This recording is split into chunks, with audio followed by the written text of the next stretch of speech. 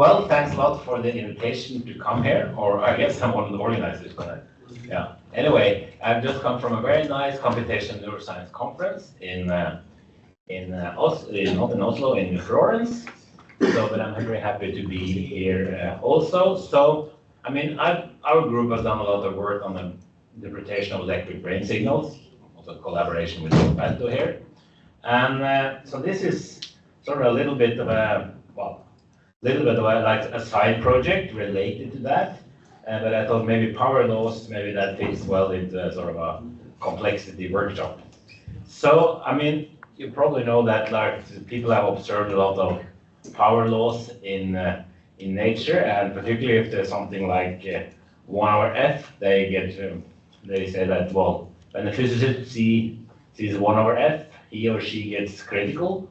And it's, I think it's true that sometimes, I mean, I'm not quite sure how convincing these 1 over f observations here are.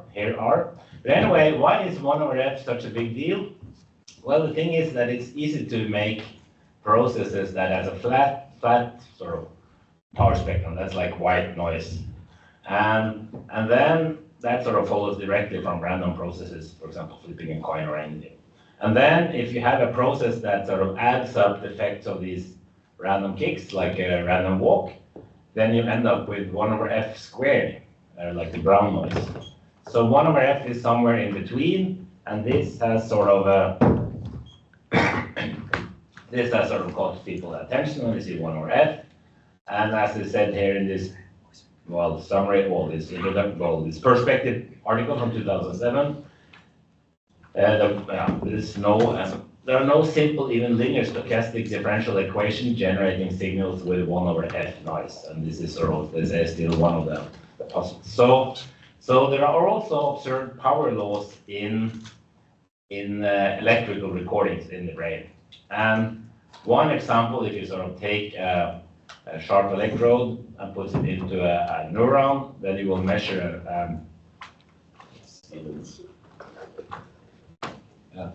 So then you can see this, in this case, when it's not firing a spike, it's so-called stub threshold. You see that it's okay, yeah, well, I think I'll just do this. So then you can see that it actually has this noisy behavior around the resting potential. If you then sort of, plot a histogram, you can see that it's sort of like this histogram around the resting potential. And if you plot the power law, or if you look at the power law, then it's like 1 over f to the 2.6.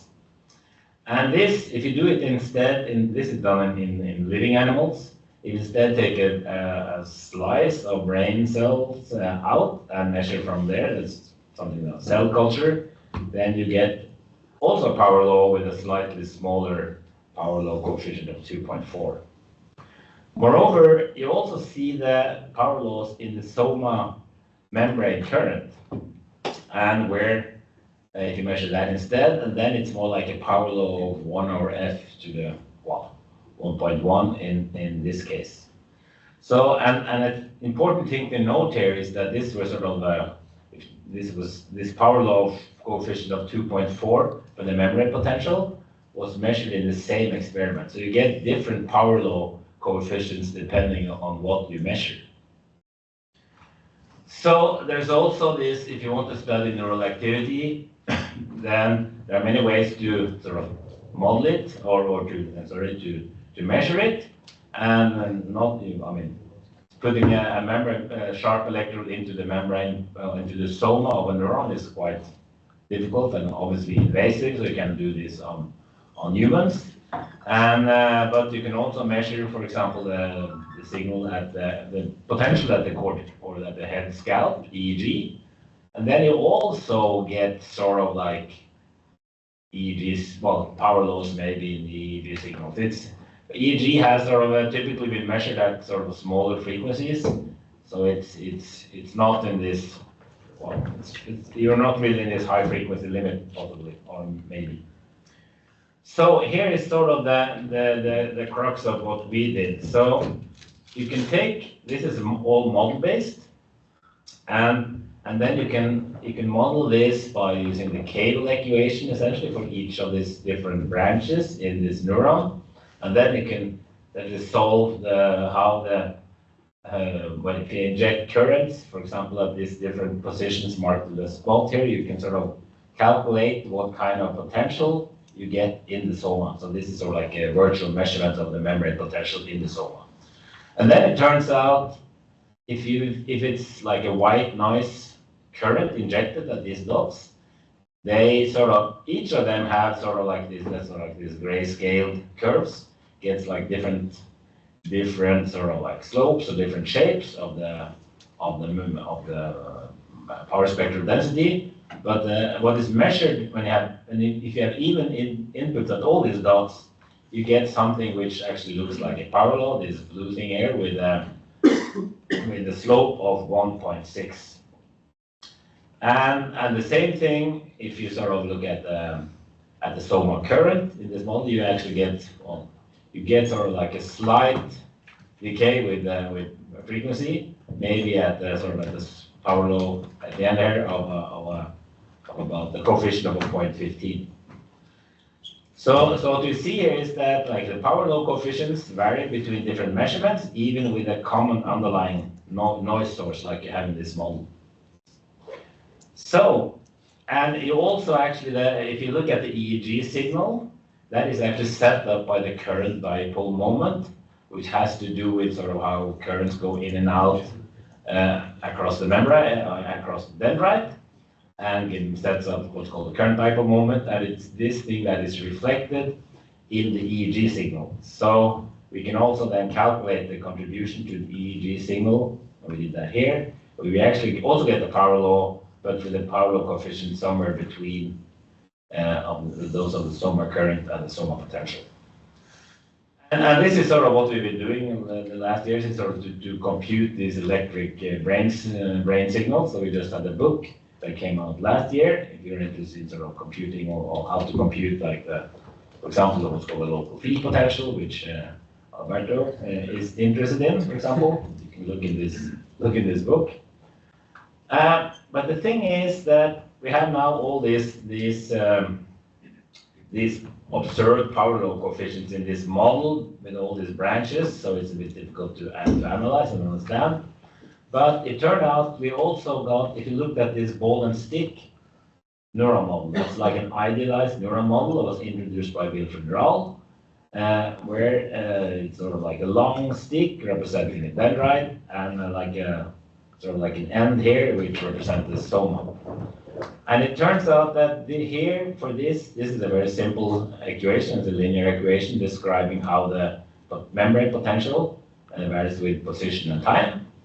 And it turns out that you actually find, you also get power laws for this very sort of like idealistic system. So here we sort of compared the power laws seen from the power laws seen for like the ball and stick neuron on the left and the pyramidal neuron on the right.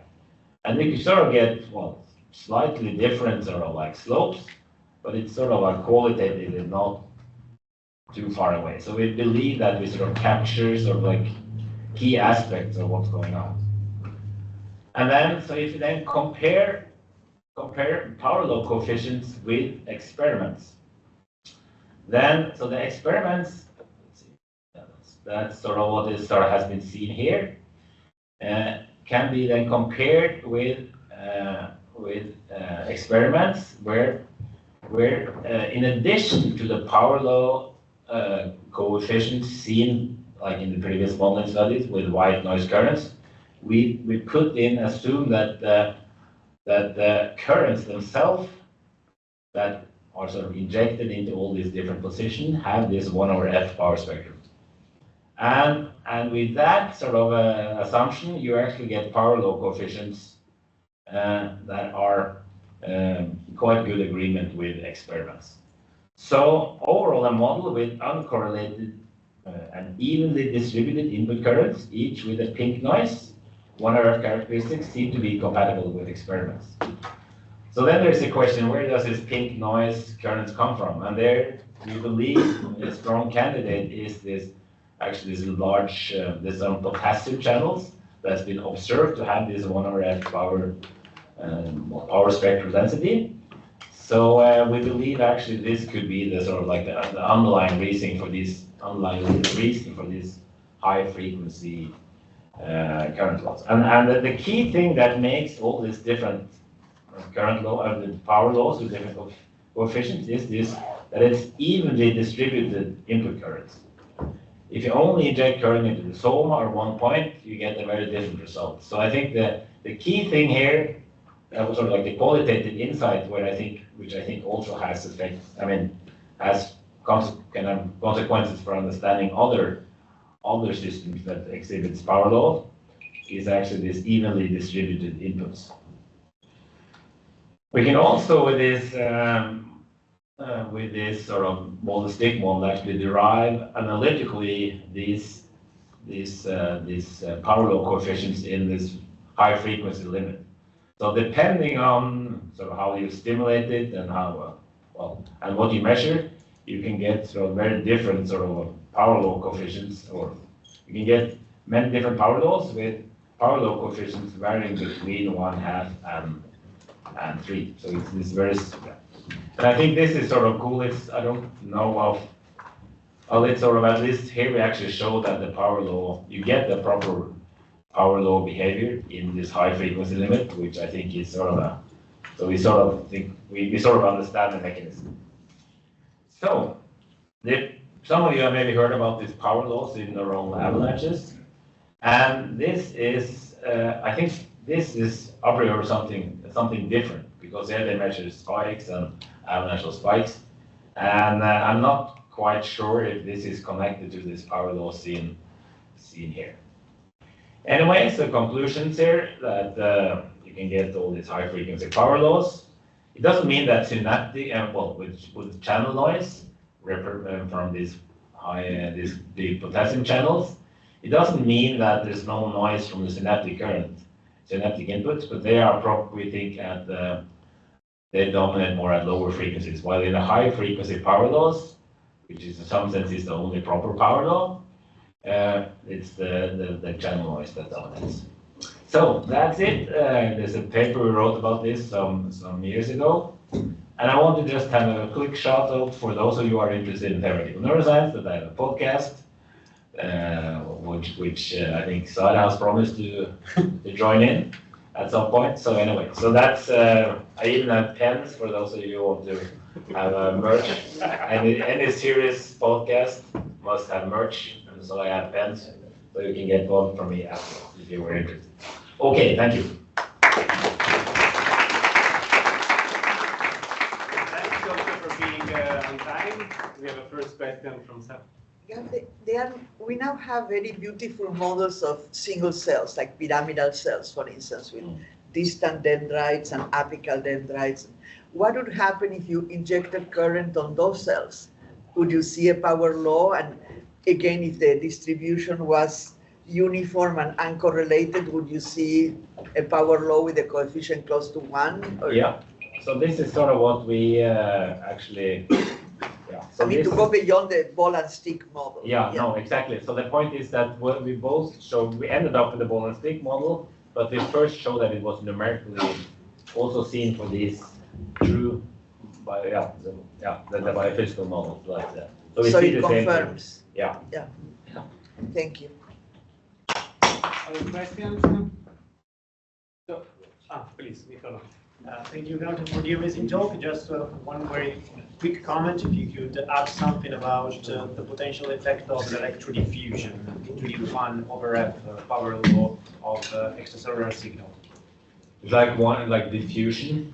Yeah. So this is, I think we have sort of studied diffusive effects in the extracellular space. They will have effects at much smaller frequency, maybe less than 10 hertz or something. So they will not show up, we think, in these power laws. Even though it's sort of electrodiffusion that sort of have the channel currents are actually in some sense electrodiffusion, but yeah, anyway.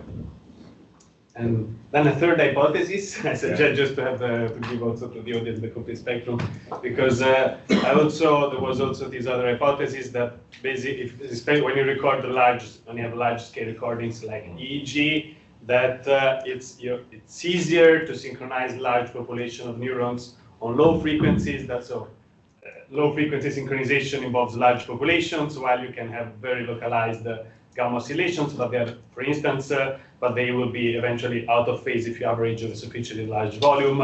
So might be this power law also, be due in part also to this effect of higher frequencies are more difficult to synchronize, so you don't see them. They're more unlikely to synchronize. I think that's true. So this is, I think, this high frequency power laws is very much had to do with this. Well, it had to do with this channel noise, and like for the power, most of the power you will see in noise spectrum and everything will be from other things. Like I mean, most of the power it comes at like frequencies less than say 100 hertz, and then other things will dominate that. Okay, so the different explanation for the different segments Exactly. of the power. And if you want to be sort of really picky about power laws, I think sometimes I've seen people sort of having frequency-dependent power law coefficients, which means that it's not really a power law. Yeah. So it's something that you have to be careful. But this is a genuine power law at high frequencies, which maybe doesn't capture like most of the noise power, but at least explains the high frequency payload. Thanks a lot. There are no other questions. Let's thank the speaker again.